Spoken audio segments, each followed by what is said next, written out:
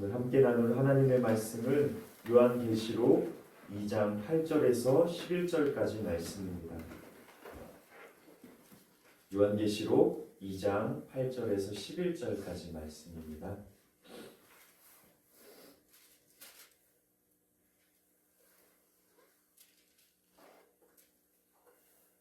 네, 다 찾으신 줄 알고 합독하도록 하겠습니다. 서머나 교회 사자에게 편지하라. 처음이며 마지막이요 죽었다가 살아나신 이가 이르시되 내가 내 환난과 궁핍을 알거니와 실상은 내가 불효한 자니라. 자칭 유대인이라 하는 자들의 비방도 알거니와 실상은 유대인이 아니요 사탄의 회당이라. 너는 장차 받을 고난을 두려워하지 말라. 볼지어다 마귀가 장차 너희 가운데에서 몇 사람을 옥에 던져 시험을 받게 하리니 너희가 10일 동안 환난을 받으리라. 내가 죽도록 충성하라. 그리하면 내가 생명의 관을 내게 주리라. 귀 있는 자는 성령이 교회들에게 하시는 말씀을 들을지어다. 이기는 자는 둘째 사망의 해를 받지 아니하리라. 아멘. 감사합니다. 어제 우리는 그 교회의 주인이 오직 예수 그리스도이심을 확인했습니다. 오늘은요 이제 일곱 교회 중에 두 번째 그 서머나 교회에게 주신 말씀을 함께 살펴보고자 합니다. 일곱 교회의 편지를 읽다 보면요 참 흥미로운 사실을 하나 발견하게 되는데요. 대부분의 교회가 주님께 칭찬을 받거나 또 책망을 함께 받습니다. 그런데요, 놀랍게도 책망을 단 한마디도 듣지 않은 오직 칭찬만 받았던 교회가 딱 두 곳이 등장합니다. 그중 하나가 바로 오늘 우리가 만나는 서머나 교회인데요. 영적으로 보면 이 서머나 교회가요, 참 주님의 칭찬을 받았으니 얼마나 참 부러운 교회입니까? 주님으로부터 친히 칭찬을 받았으니 말입니다. 하지만 겉모습만 보면요, 인간적으로 가장 불쌍하고 참 처절했던, 처참했던 교회가 바로 오늘 우리가 읽은 이 서머나 교회입니다. 오늘 말씀을 통해 극심한 그 고난 속에서도 어떻게 주님의 칭찬을 받는 진짜 부자 교회가 될 수 있었는지 그 영적인 비밀을 함께 발견하고 또 그 안에서 우리가 위로받는 그런 시간들이 되기를 주님의 이름으로 소망합니다. 우리는 먼저 그 당시 서머나 그 지역의 상황을 먼저 이해해야 합니다. 서머나는요, 그 에베소 그리고 이 버가모라는 이 지역과 함께 소아시아에서 가장 크고 또 화려했던 도시 중에 하나였다고 합니다. 이 서머나는요, 항구 도시여서요, 또 그 당시에 돈이 굉장히 유통이 많이 되고 또 돈이 넘쳐났다고 합니다. 그리고 무엇보다도요, 이 서머나 이 도시는요, 이 로마 제국에 굉장한 충성심을 갖고 있는 도시였습니다. 그래서 어떻겠습니까? 그 충성심 때문에 어떤 로마의 다른 도시보다도 로마 황제를 숭배하는 일에 가장 앞장섰던 도시였고요. 그리고 이 로마 황제에게 조공을 바치는 일에 굉장한 열심을 가졌던 도시라고 합니다. 얼마나 열심을 내었는지요. 그 로마의 역사가, 그 키게로라는 그 역사가가 있는데 자신의 역사서에 이 내용을 기록합니다. 서머나는 우리의 가장 신실한 동맹이다. 이 서머나만큼 로마의 열심인 도시가 없었다라고 기록할 정도였으니 참 그들의 모습이 눈에 그려지죠. 로마 황제와 로마 일에 가장 앞섰던 도시 서머나입니다. 그렇다면 이런 도시에서 가장 괴롭고 힘든 사람들은 또 누구였겠습니까? 바로 예수님만을 오직 그리스도라 고백하는 하나님의 자녀들 아니었겠습니까? 황제 숭배를 거부한다는 이유로요, 그리스도인들은 이제 눈엣가시 취급을 받게 됩니다. 요즘처럼 인터넷 악플 정도로 끝나는 그런 시대가 아니었습니다. 실질적으로 이제 직장에서 쫓겨나고 가게 문을 닫게 만들고 예수님만을 믿는다는 그 이유 하나 때문에요, 멀쩡한 재산을 다 몰수당해 버립니다. 박해당하고 목숨까지도 내놓아야 하는 그런 상황이죠. 그래서 도시 전체는 돈이 막 넘쳐나서 이제 흥청망청 유흥에 쓰는 돈이 너무나 많은데요.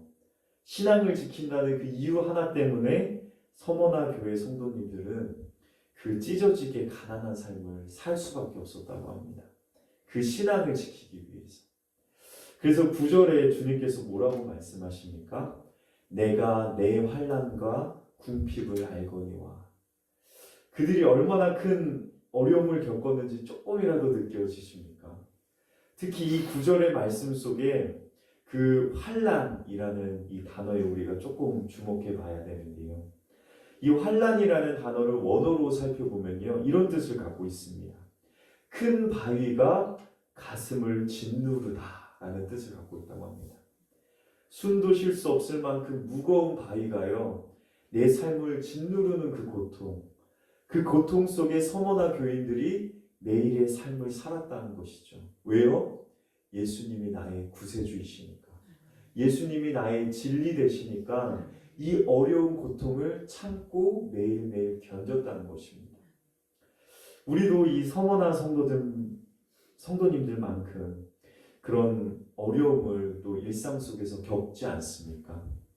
서머나 이 교회에 비교될 정도는 아니지만 적당히 이제 세상과 타협하는, 그러면서 또 사는 이웃들은 어떻습니까? 떵떵거리면서 살지 않습니까? 그러면서 또 그들의 모습을 보면 잘 사는 것 같습니다. 예수님을 믿지 않는데도. 또 정직하게 믿음을 지키며 살아가는 우리는 또 어떻습니까? 오히려 가난해지는 것 같고, 또 어떨 때는 또 무시당하는 것 같은 그런 느낌이 들기도 합니다. 이런 현실 앞에서 하나님 주님 뜻대로 사는데 왜 저만 이렇게 힘듭니까?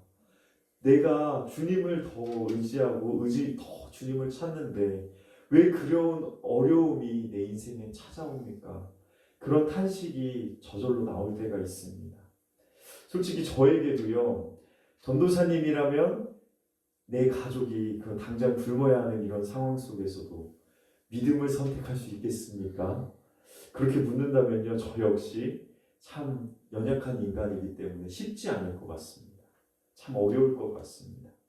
그만큼 이 서머나 교인들이 감당해야 했던 그 신앙의 무게는 결코 가벼운 것이 아니었겠죠. 그렇다면 이 서머나 교인들이 어떻게 그 무거운 바위 같은 고난을 이겨낼 수 있었을까요? 그 매일매일 견뎌낼 수 있었을까요? 우리가 그 사실에 주목해야 되지 않겠습니까? 그들도 우리와 똑같이 아픔을 겪었던, 또 아픔을 느끼는 연약한 사람들인데 말입니다.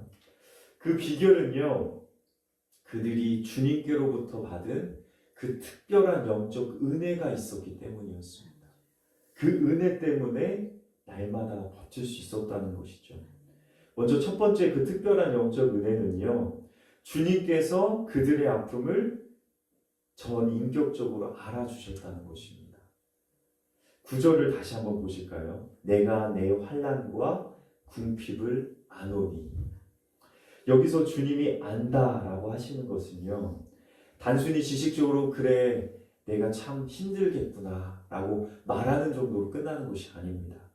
이 단어의 원어의 뜻을 보면요, 부부가 서로를 속속이 잘 아는 것처럼, 서로 부부 사이에는 비밀이 없지 않습니까? 그것처럼요, 경험하여 깊이 아는 것, 그 누구보다도 비밀 없이 다 아는 것, 전인격적으로 다 아는 것. 십자가의 그 고통을 친히 겪으신 예수님께서 지금 내가 흘리는 눈물의 의미가 무엇인지 아는 것, 내가 겪고 있는 이 배고픔이 얼마나 서럽고 또 뼛속까지 참 이 처참한지를 아는 것, 그 예수님께서 이미 그것들을 다 알고 계신다는 것이죠. 예수님께서 이미 그 아픔과 어려움을 다 겪어보셨기 때문에, 이미 다 몸소 체험해 보셨기 때문에 누구보다도 예수님께서 우리의 환난과 어려움을 아신다는 그 말이요, 우리에게 얼마나 큰 위로였겠습니까? 또 그들 서머나 교인들에게 얼마나 큰 위로였겠습니까? 제가 코로나 때 겪었던 일이 또 생각이 나더라고요. 당시 제가 이천의 그 나사렛 교회에서 전도사 사역을 하고 있었을 때였는데요. 이 정부의 방침 때문에 예배 인원을 줄일 수밖에 없지 않았습니까? 20명으로 이제 제한하라고 이제 정부에서 그런 연락을 받아서 그렇게 제한해서 이제 주일날 4번씩 나눠서 이제 예배를 드렸습니다. 근데 어느 날 예배 중에 경찰이 갑자기 오는 것입니다. 목사님이 이제 앞에서 설교의 말씀을 이제 시작하려고 하는데 경찰이 갑자기 들이닥치는 그런 상황이었던 거죠. 알고 보니 교회와 이제 담을 맞대고 살던 그 이웃 주민 중에 한 분이 신고를 한 것이었습니다. 그분이 평소에 저희가 이제 명절 때마다 선물도 챙겨드리고 이제 교회에 꼭 나오시겠다고 하셨던 그 이웃 중에 한 분이셨는데요. 그렇기 때문에 제가 좀 충격이 좀 컸던 것 같습니다. 배신감도 들기도 하고 서로 웃으면서 이제 농담도 할 정도의 그런 사이였는데 그런 사실에 참 많이 충격을 받았습니다. 예수를 믿고 또 예배드린다는 이유로 이런 범죄자 취급을 뭔가 받는 것 같아서 참 현실이 그래야 했던 현실이 참 서럽기도 하고 마음이 무거워지더라고요. 그 다음 날요, 제가 얼마나 억울했는지 이제 새벽 기도에 나가서 저의 억울한 마음을 누구에게도 얘기하지 못하니까 예수님께 다 고발해 버렸습니다. 하나님, 초대교회의 그 성도님들이 받았던 박해가 이런 모습이었을까요? 하나님께 예배드리는 게 왜 이렇게 죄가 되어야 됩니까? 왜 이렇게 어려움을 당해야 됩니까? 하며 이렇게 기도하는데요. 주님께서 제 마음에 이런 음성을 주시는 것 같았습니다. 내 아들아, 내가 다 안다. 내 억울함도 내 아픔도 내가 다 보고 있단다. 두려워하지 말라. 내가 너와 늘 함께함이니라. 그 음성을 듣는데요.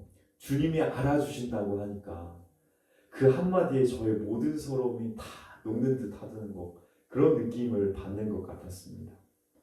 사람의 위로와는 비교가 안 되더라고요.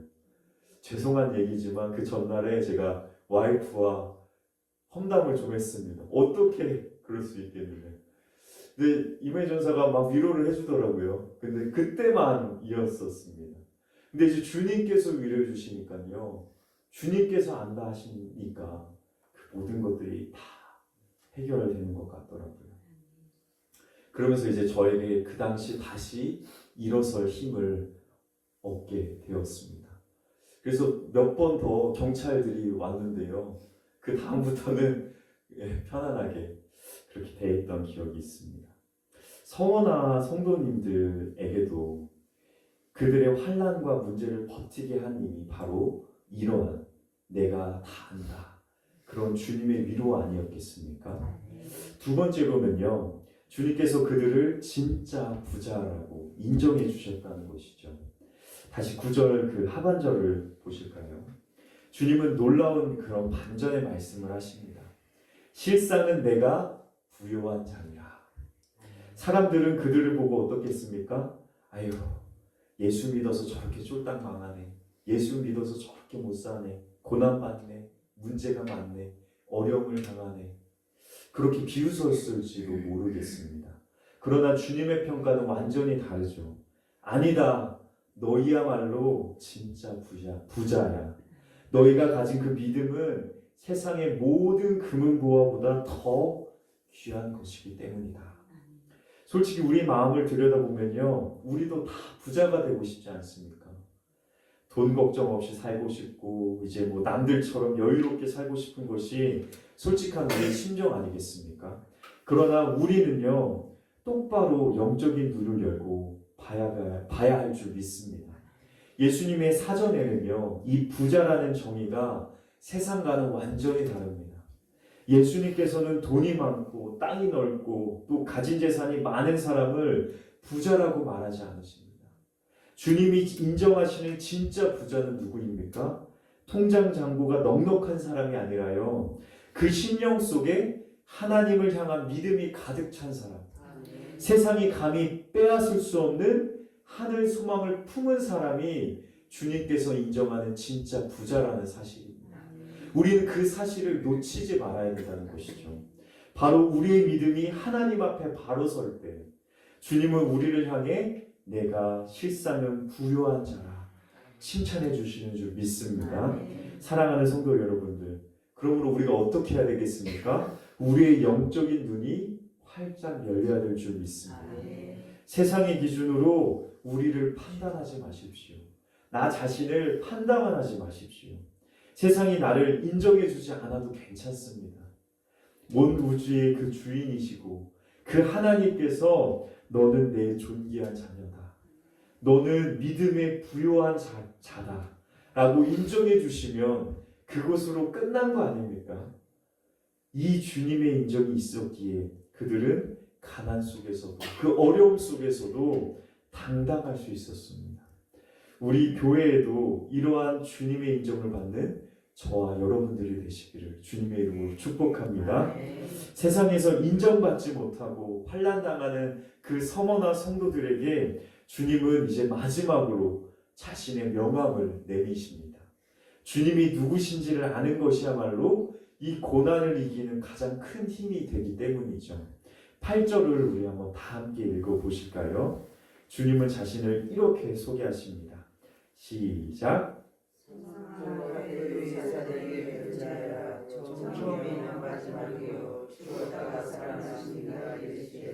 네, 감사합니다. 처음이요 마지막이에요. 처음이며 마지막이요. 죽었다가 다시 살아나시니. 왜 주님은 하필 이런 모습으로 나타나셨을까요? 당시 서머나 성도님들을 짓누르던 그 거대한 로마 제국과 그 황제의 권력이 영원할 것처럼 보였기 때문에 주님은 이런 모습으로 서머나 교인들에게 위로하고 계시는 것이죠. 그리고 당장 내 목숨을 위협하는 그런 죽음의 공포가 그들 앞에 있었기 때문입니다. 그럼 그들에게 주님은 이렇게 선포하십니다. 사랑하는 아들아, 딸아, 로마 황제가 역사의 주인이 아니다. 내가 시작이고 내가 끝이고 역사의 마지막에 그 도장을 찍는 자도 바로 나다. 그리고 나는 죽음을 깨트리고 부활한 하나님이시다. 그러니 죽음을 두려워하지 말라. 그렇게 위로하고 계시는 것이죠. 이 부활의 주님을 바라볼 때 우리는 이 10절의 말씀을 이제 감당할 수 있습니다. 너는 장차 받을 고난을 두려워하지 말라. 너희가 잠시 동안 환난을 밟겠지만 내가 죽도록 충성하라. 그리하면 내가 생명의 관을 내게 주리라. 아멘. 우리가 인생을 살면서 배우는 지혜가 무엇입니까? 이 또한 다 지나가리라 아닙니까? 영원할 것 같은 그 고통도, 그 문제도, 터널 같은 그 어둠도 이제 반드시 끝날 날이 있다는 사실 우리가 이제 삶을 살아오면서 자연스럽게 배우는 지혜 아닙니까? 밤이 깊으면 이제 반드시 새벽이 오듯이 반드시 태양이 떠오르는 것처럼 우리 고난에는 반드시 끝이 있다는 사실을 우리는 배웁니다. 이제 말씀을 맺겠습니다. 중요한 것은요, 고난이 있느냐 없느냐가 아닙니다. 고난은 항상 찾아오는 것 아닙니까?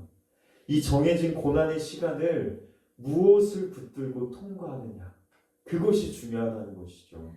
어떻게 통과할 것인지 그것이 우리에게 중요하다는 사실입니다.